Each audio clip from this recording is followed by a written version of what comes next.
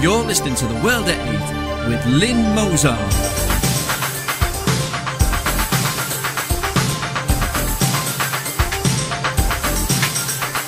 The World at 8, the number one in nationalist news.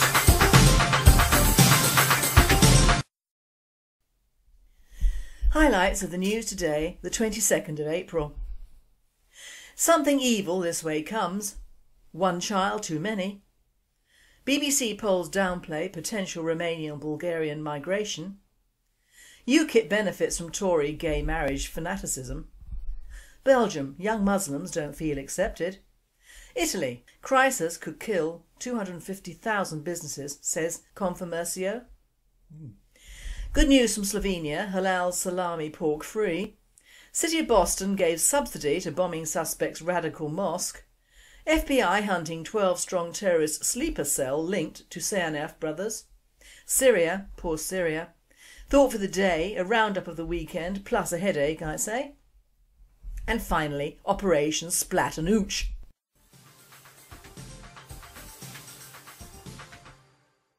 UK news.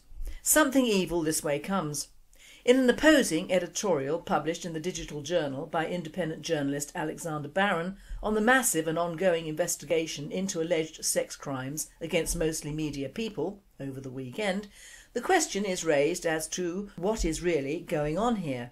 He questions the motives behind the Jimmy Savile investigation, the massive police inquiry known as Operation U-Tree initiated in its wake, and the resulting allegations of rape and sexual misconduct against well-known and less well-known faces in the media and arts. From Gary Glitter and Max Clifford, through Michael Lavelle and Andrew Lancel, both of Coronation Street fame, to veteran BBC broadcaster Stuart Hall, and finally the latest is the UK's favourite Australian Rolf Harris.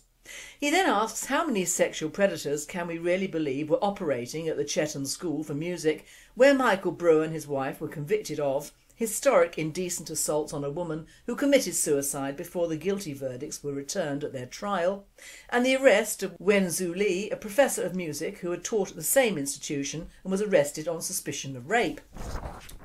Barron then mentions some of the very real and shocking sex crimes proven in the UK of late, including by paedophile gangs operating in Rochdale, something that was hushed up largely because of the ethnic origins of the perpetrators. Barron asserts allegations of historic sexual assault are by and large crimes for which there is and very often can be no independent corroboration, and should be treated with unreserved suspicion unless there are compelling reasons for them not to be. He then discusses the Cleveland, Orkney, McMartin and Salem cases to support his assertion and states, the alleged historic sex crimes currently being investigated do not fall into that category, i.e. compelling reasons for them not to be treated with unreserved suspicion. His most salient points: the current investigations are not evidence-led but trawls. When people are invited to come forward and make allegations, they have a tendency to do just that, especially when they will be guaranteed anonymity and the prospect of cash payouts or the chance of selling their stories to a Sunday tabloid for a 5-figure sum. World at 8 asks, what stories are not making the front page or gaining the publicity that they should? One child too many. Sonia Poulton, writing for The Express, describes the first national child abuse tracker designed to protect the estimated 500,000 youngsters being abused in their homes and not under the care of a local authority. Sonia quoted Lisa Harker, who has co-authored the report accompanying the launch of the initiative, as saying, as a nation we spend more than £6 billion every year on social services for children and families. We need to know if our efforts are working. In a related story where Lisa Harker of the NSPCC said more than 500,000 children are abused or neglected at home each year, but just 1 in 9 are protected by local authorities. But the hidden extent of child abuse and neglect revealed in this report is a national scandal. We need to shift policy across the UK towards early intervention and set a new course that can stop cruelty blighting so many children's lives. She is essentially calling for more children to be taken into care and earlier. Sonia in the latest piece says of the NSPCC's and social services efforts, they are not working and goes on to detail her investigations into a system that is not only failing to protect children but is making them more vulnerable. Each year more than 100,000 children go missing in the UK, about 20,000 from care institutions. Majority found alive within days, about 1/3 never return. Given new identities, some are trafficked internationally and sold into varying forms of slavery. Others are sold across the UK for similar obscenities. Others are murdered. About 65,000 children in the care system, more than at any other time over the past 30 years. 20 random councils contacted to request a list of children missing from care homes. 2 councils provided figures. Others had no idea. The NSPCC says abused children need early intervention and it recommends more support for parent and child services. Commenting on this, a Department for Education spokeswoman said, "We agree that we need to intervene early to help children. Where children are suffering abuse, they should be taken into care more quickly. The state as a parent is the last option we should consider. Until we can guarantee that children are safer in care, we must first ensure we have done everything we can to keep them in the home." In an earlier news report, fears over missing persons changes on childcare experts have raised concerns over plans to stop police being called out to around 1/3 of missing persons cases. The Express states, "Police deal with around 327,000 reports of missing people each year, the equivalent of around 900 a day, 2/3 of which involve children, and that there is often a link between a child frequently going missing and falling prey to sexual abuse." World says, 2/3 of 327,000 is more than 200,000 children who go missing rather than the 100,000 Sonia most recently quoted. Whatever the real number, it is and will remain one child too many. BBC polls downplay potential Romanian-Bulgarian migration. European Union restrictions on Romanians and Bulgarians working expires at the end of 2013. The BBC claims that work restrictions expiring later this year for migrants from Romania and Bulgaria has had little impact on the numbers planning to move to the UK or wider EU. BBC surveys, both of more than 1,000 people in each country, suggest most would move only with a firm work offer.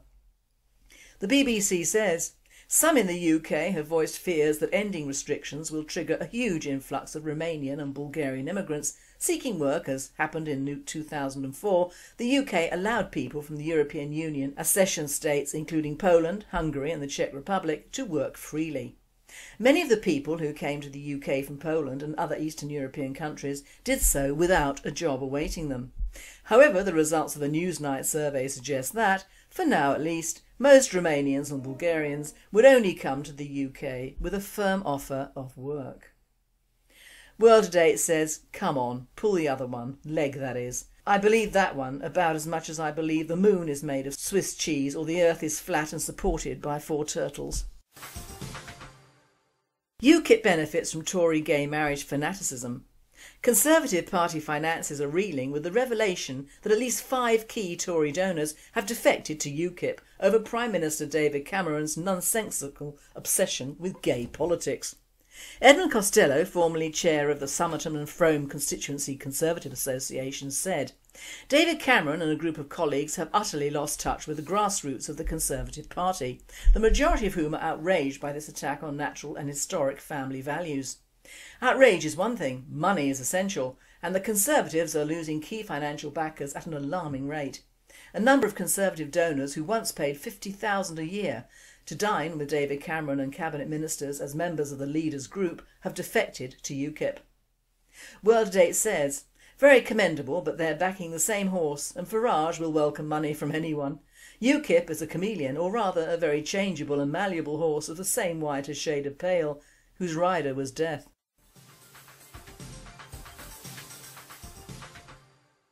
European news. Belgium. Young Muslims don't feel accepted. A survey of several hundred young Muslims was found that many don't feel accepted by Belgian society. The survey was carried out by the daily Gazette van Antwerpen, found just 30% of the Muslim youngsters questioned feel that they are accepted by Flemish society. Although 93% of these questioned are Belgian nationals, 42% consider themselves to be foreigners. Despite the efforts made by the government in the field of integration and anti-discrimination policy, the overwhelming majority of the youngsters still feel that they are not accepted by society at large. World Today says, good, perhaps then they'll make their way out of Europe.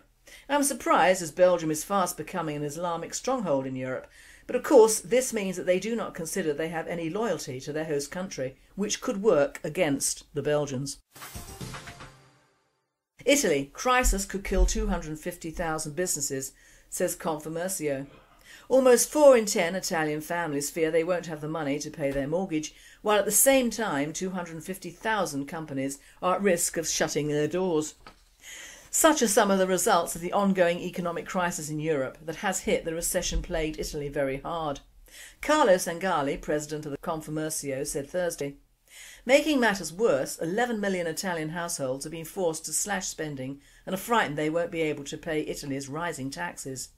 They are especially worried about a hike in the VAT scheduled for July and are tightening their spending accordingly, he said. Good news from Slovenia, halal salami pork free. Slovenia's National Veterinary Institute has cleared a local food producer, TMI's Kosaki, of accusations that its halal-labelled salami contained pork, as Swedish authorities had claimed, and the food producers behind the sausages claimed innocence too. World Today says, I would think it's obvious even to the Swedes, as Muslims don't even touch pigs, let alone slaughter them in a halal fashion. Besides, who cares about the people concerned? What about the poor animals involved?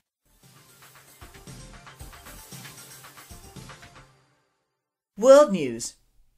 City of Boston gave subsidy to bombing suspect's radical mosque.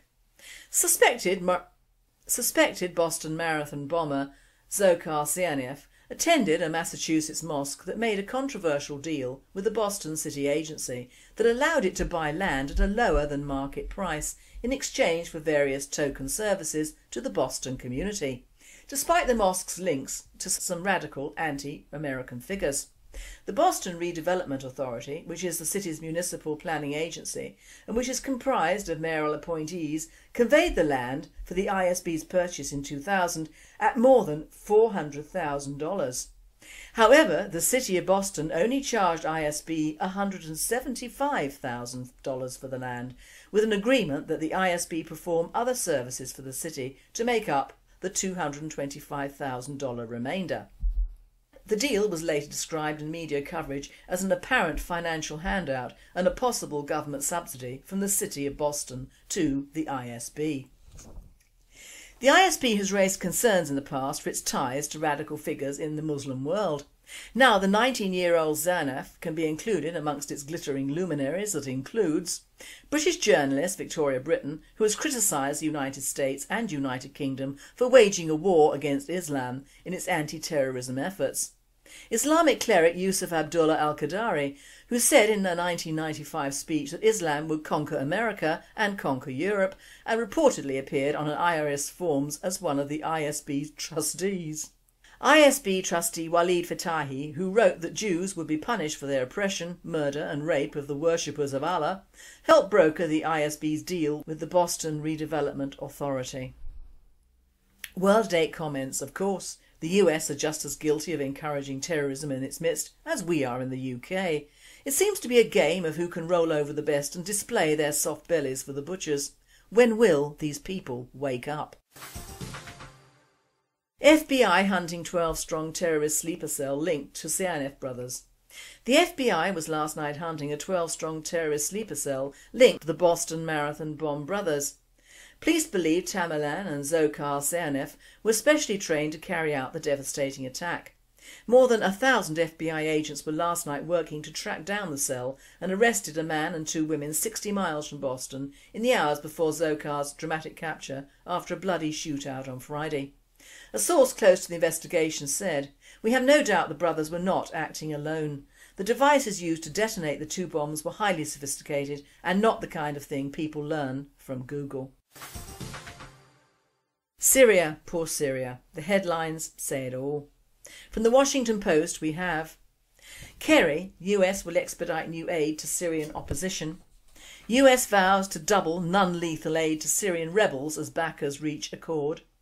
Britain, France claim evidence that Syria used chemical weapons.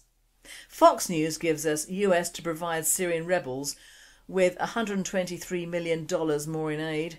And finally, Newser provides the icing on the cake. 200 US troops headed to Jordan, and it's a big deal. Why? Because as Newser.com says, the Los Angeles Times pulls no punches in its explanation. The move marks the first deployment that Pentagon officials explicitly described as a possible step towards direct military involvement in Syria. The Washington Post is a bit more tentative in its reporting, calling the move indicative of a higher level of preparation for a possible expanded US military role. A large-scale deployment could embroil the US in a significant, lengthy and uncertain military commitment, Hagel noted. World at 8 comments, I agree, poor old Syria. It's a lesson hard learnt. Dead men tell no tales. And if Assad's regime had been more Marxist, these so-called democratic jihadists would have been dead and the world no better informed. Therein lies a lesson.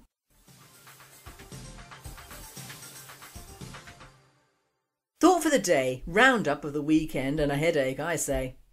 I was trawling through the weekend papers, or at least the Mail. My woman-sized brain can just about accommodate that particular national journal, and realised that we are all subject to a massive amount of disinformation, or in other words cover-ups, under the form of giving us information which is limited and biased, to say the least.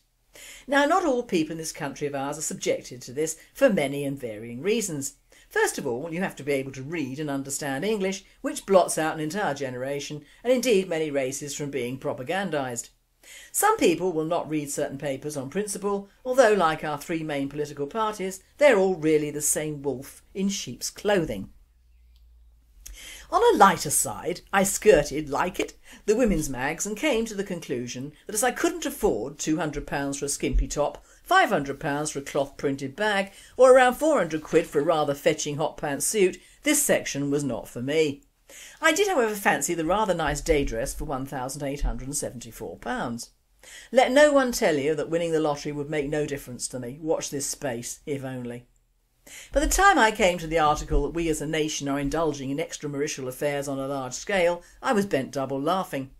Now my friends, if I find it hard to scamper around and appear seductive to my third hubby of nearly 20 years, do you honestly think I'm going to try an extramarital affair?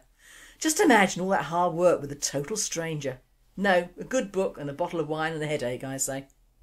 Then we had the cover featuring Tracy Amin, and words do fail me when an unmade-up bed and dirty knickers passes for art.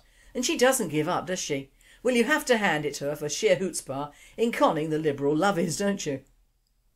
Then we come to the non-news. The Boston bombings, which apparently were a possible rehearsal for the London Marathon or not, but it gave the London effort more publicity than it's had for years. With all the wannabes holding a minute's silence, I expected tears of gratitude that a bomb didn't go off and blast them all off the face of the earth. Because that's what they're all thinking, to the man or woman. Better them than I. It's human nature, matey. The ridiculous mantra of why didn't the FBI stop the Boston bombers before they struck? Well, the answer could be that they were not striding around for years before this incident, wearing stripy flowing garments and wearing suicide bomber vests, or carrying large black things with lit fuses. In short, they had done what we in the UK and the States promote Muslims to do, seemingly to integrate. And that is the danger of misinformation. The sheer stupidity of the media in giving out or making us ask the wrong questions.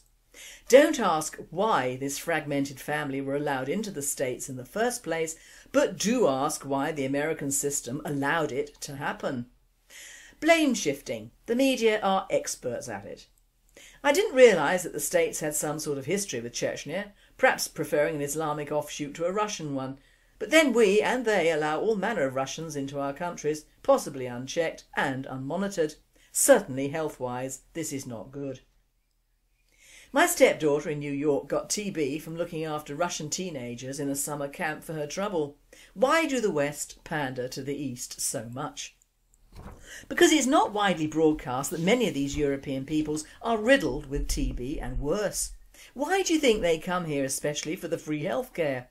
The US they go to because their villages and towns have already settled in Little Russia. Having read that Kate will live with her mum after the child is born was of little interest. I view the Middletons with distaste, I'm afraid. Very boring trying to be something else all the time. Poor old Rolf Harris and the sex abuse scandal. Oh boys. Oh boy, if they paid as much attention to the real sexual abuse going on under their noses in the form of the Muslims and their ever-ramping grooming evils, we wouldn't have had thousands of young girls abducted and raped over many years up north. But no, some old white guys had what was in many cases a crafty feel-up in what seems thousands of years ago, and whoopee, they're arresting them left, right and centre. But mainly, if you notice, they're mainly of the right. And shock of shock, most of these stories abound on Twitter, of course. There was an article on Kaiser Merkel. They wouldn't do a Hitler version, would they? And I'd like to know the ethnicity of the staff who didn't wash their hands at the university hospital staffs so that some of the prem babies died. I would view that as rather important. The terrifyingly modern family is a punch in the snoot for the white working class in action. They all look like an advert for interbreeding from the mountains of West by God, Virginia, who had no option but to sleep with their sisters and cousins because of the lack of new blood. But the answer is, in their case and others like them, discipline, which the papers ignore. Take away the parents, and who will teach these kids and others like them to butt out? Their neighbours are terrified. The police, whilst unable to do anything themselves, will stop anyone else doing it. Their teachers are petrified, and these brats get away with murder. Nothing short of public floggings and take away their benefits would work. Call me tough, but a humanist I ain't. At least not when this is the result of the namby-pamby understanding why brigade. Then we come to the best of the lot. The yellow racist comes through the pages like a sledgehammer. Now before I give vent on this one, there was a comment on YouTube about my comments on one of my thoughts on oil slicks. Now to be honest, I'm not a racist, but I am a tribalist, and peoples from the sub-Saharan continent are not my tribe. The commentator said I obviously despised black people and foreigners. Well, he catches on quick, doesn't he? Actually, the truth is that I do not despise anyone, but I don't like the fact there are so many different and multi-ethnic peoples in our country now. And yes, I would like to see a goodly proportion of them go back to their own countries voluntarily. I would also like to be able to go to a foreign country and see the people over there with their culture rather than see it on any street corner in my country. Now that's fair, isn't it? So actually my message is listen before you comment. If Matey didn't like that one, he'll hate this one. Race row as Tory town tells Superhead we don't want your inner city pupils here. Good on them. I wouldn't want them either. This lovely old building has been brought from the proceeds of Duran's leisure and student accommodation business to buy St Cuthman's School, a Grade 2 listed building, for £3.4 million in 2010. They want to open it as a boarding school for pupils aged 13 to 19. Now Duran's operate in Brixton, and with all the funding they probably get from the government and various ethnic charities, the intake is mainly black and Asian. The picture of Michael Gove on a visit to a South London school shows him sitting with younger pupils of around 11 years. Now larger black and Asian kids of teenage years are already set in their ways, and these ways will be the Brixton ways: knives, gangs or Islamic fundamentalism. Remember, they start young, these kids. Apart from the fact that this old listed building will be ruined, the environment will be ruined, the local inhabitants may as well sell up now, and the papers are having a field day of feeling good. Duran say they'll bus in the pupils for 5 days a week, but if it's to be a boarding school that's ridiculous, as boarders stay all term time, don't they? I may be out on a limb here, but I don't believe that listed buildings bought under very suspicious circumstances should be given over to teenagers from that environment, because it's been proved that when they're taken from their own habitat, they proceed to ruin the new one, every time. That age group are dangerous in Brixton, and it's too late to remedy years of subculture. The one point that does surprise me is that it wasn't bought by a Saudi or Qatari for a sodding Islamic school and had a prayer tower erected on the beautiful rooftop. By the way, have you noticed even in the country there are no more bells on Sundays? But permission is being given for prayer tower recordings to be aired on Fridays in certain towns. Now you tell me why the papers don't report on that one instead of a band of ethnics being bussed in instead of being shipped out. A leading black conservative, Kwasi Kwarteng, urged locals to drop their opposition. Well, I don't, my friends. Up your opposition and game plan. To be really called racist, you might as well be hung for a sheep as for a lamb. I'm sick and tired of being badgered in my own home through the papers and the media on the Black Plague. I'm sick of the Lawrence debacle. I'm sick of seeing from the Brit TV plays and shows mixed marriages or partnerships, black families always portrayed as having wonderful houses, professions and loving parents, bad white guys and even worse white girls. I'm also sick of the Muslims jumping on the bandwagon as the only people with the gripe against life, and of course theirs is so much more justified than anyone else's. In short, sick of misinformation, not because it aggravates me, but because it steers questions and debate away from the real causes which will have to be faced in the future and for which we as a people will not be prepared. One thing which has never to my knowledge been publicised in the UK papers is the building of a wonderful ship with a prow made out of the remains of the steel from the World Trade Center attacks. The USS New York was built with 24,000 tonnes of scrap steel from the World Trade Center. It is fifth in the new class of warships designed for missions that include special operations against terrorists. It will carry a crew of 360 sailors and 700 combat-ready Marines to be delivered ashore by helicopters and assault craft. When the steel was melted down in a foundry in Amite, Louisiana, September the 9th, 2003, to cast the ship's bow section, those big rough steel workers treated it with total reverence, recalled Navy Captain Kevin Wensing, who was there. It was a spiritual moment for everybody. Junior Chavers, Foundry Operations Manager, said, "It had a big meaning to it for all of us," he said. "They knocked us down, they can't keep us down. We're going to be back." The ship's motto? Never forget. Now that is what I call a deed well done. What have our papers done with that news? Nothing. It would offend certain communities that we are obviously busy appeasing. For what? I can't think. They all come from hellholes they have created in the name of their religions or subcultures. Why should we bend like a reed in the wind? But then that is the real result of positive misinformation, negative information, and the Marxist cult of diminishing a people and a nation. Take away their religion, take away their youth, take away their industries, take away their self-respect, take away their future, take away their history. Bring in immigrants to outbreed them or kill them with plagues, and label the entire monstrosity progress, diversity and multiculturalism. Label the people who stand against it racists or liars, and you have the last 50 years in Britain. Only the British National Party, warts and all, can bring some sanity or at least another point of view to the table. Millions agree with our manifesto, but too few show its support. Now is the time to shove your head above the parapet for what is, in truth, your country, your land and your future. Or a headache, I say. And finally, Operation Splat and Ooch. Reported by the Telegraph, consultant surgeon Mr Jared Homer and consultant anaesthetist Dr Cameron Abbas were seen squaring up to each other in a corridor at Manchester Royal Infirmary, according to the Manchester Evening News. A nurse intervened in a bid to split them up but ended up accidentally knocking out one of the doctor's teeth.